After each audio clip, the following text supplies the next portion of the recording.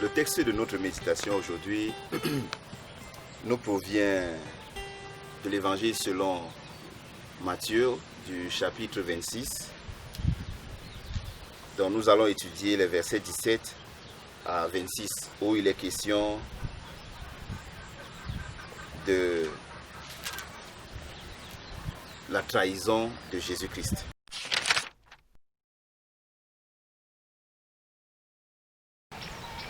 Lorsqu'on sait que dans la tradition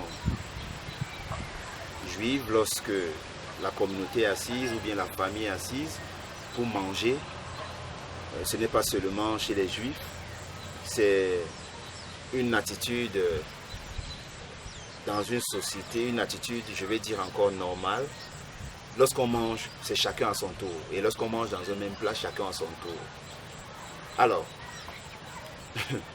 Jésus prend cette image pour illustrer, pour présenter celui qui va le livrer. Parce qu'en fait, celui qui met la main au même moment que lui dans le plat,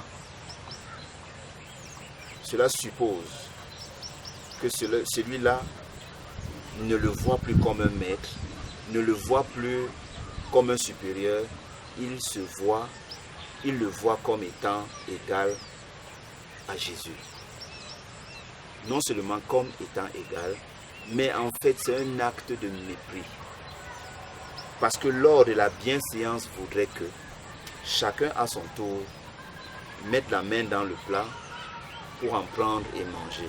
Mais lorsque Judas met la main au même moment que le maître, non seulement il va au-delà des règles de bienséance, mais il montre au maître que lui et le maître désormais sont égaux.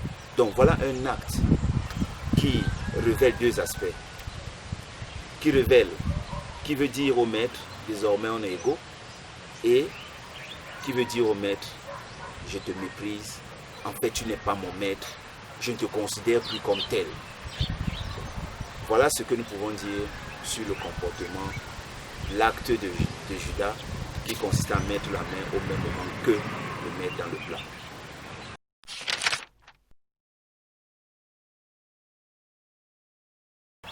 Non, le texte ne nous permet pas de dire cela, mais comme c'est une question qui vient, le texte ne nous permet pas de parler déjà de prédestination et encore moins prédestination négative.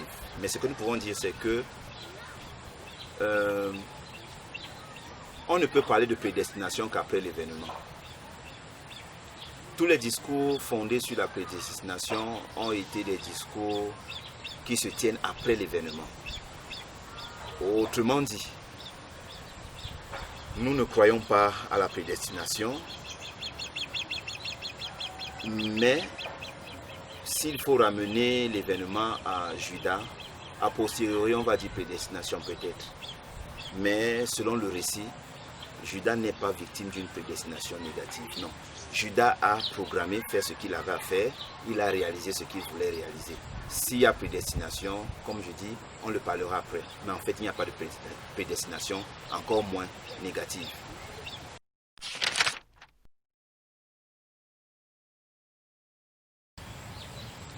L'attitude du maître ici reste un enseignement. Revenons sur le verset 24. Jésus dit, qui illustre, Jésus dit, le Fils de l'homme s'en va selon ce qui est écrit de lui. Mais malheur à l'homme par qui le Fils de l'homme est livré. Mieux vaudrait pour cet homme qu'il ne fût pas né. Comme pour dire. Le Maître Jésus ici nous enseigne. Que pouvons-nous faire? Par rapport au temps, nous ne pouvons rien. Le temps suit son cours. Nous devons aussi suivre le nôtre. Jésus nous enseigne que le Fils de l'homme va mourir, ça c'est une évidence. Mais maudit celui par qui il sera livré. Autrement dit, l'événement de sa mort est une évidence. Mais celui qui va participer à cet événement paiera aussi de son côté. généralement, on s'attendrait comme c'est lui le maître, ou bien Jésus, l'homme fort, le surnaturel. On s'attendrait à dire à Judas, non, tu ne peux pas le faire. Ou bien on s'attendrait à ce qu'il entre dans un combat avec Judas, non. Pourquoi il ne le fait pas? Parce qu'il a un programme.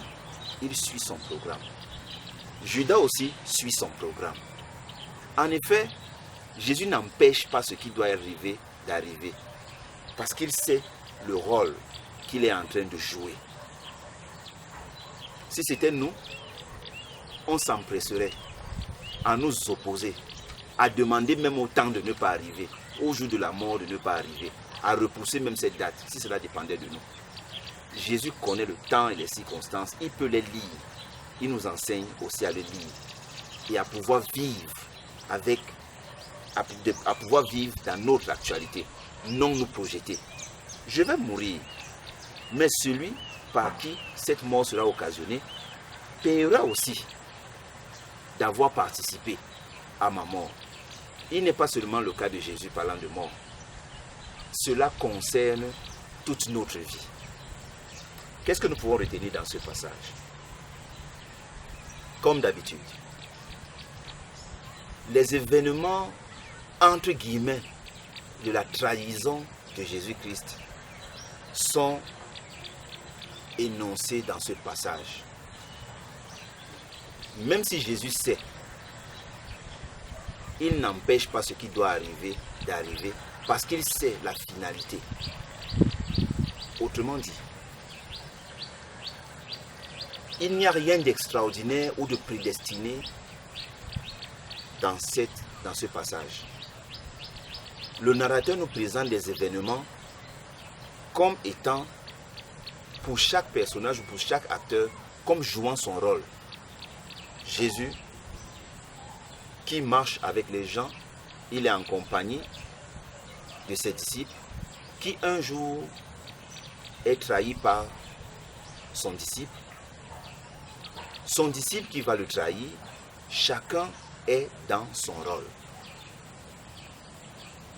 Toi qui nous écoutes, qui m'écoutes aujourd'hui, quel est ton rôle?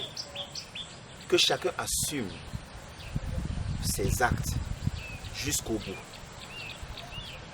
Ce passage nous amène à nous assumer dans chaque chose, quel que soit l'acte que nous posons, que nous assumons notre responsabilité. Jésus a assumé la sienne, à savoir, il s'est positionné comme maître. Sûrement, il n'a pas fait ce que les disciples attendaient de lui, plus précisément Judas. Alors Judas a fait son rôle qui consistait à le livrer. Que chacun soit responsable de ses actes jusqu'au bout. Amen.